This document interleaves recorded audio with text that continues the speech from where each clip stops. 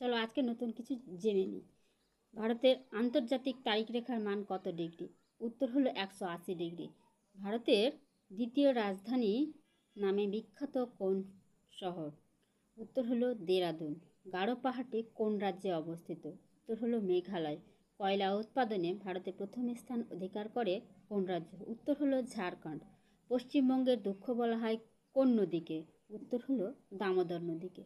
পশ্চিমবঙ্গের মাঝখান দিয়ে কোন রেখা টানা হয়েছে? উত্তর হলো কর্কট ক্রান্তি রেখা।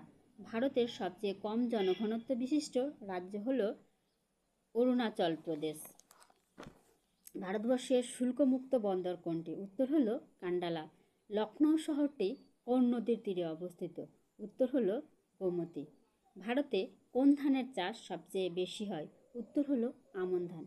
ভিডিওটি ভালো লাগলে অবশ্যই লাইক কমেন্ট শেয়ার করে সবার মাঝে ছড়িয়ে দেবেন। ধন্যবাদ।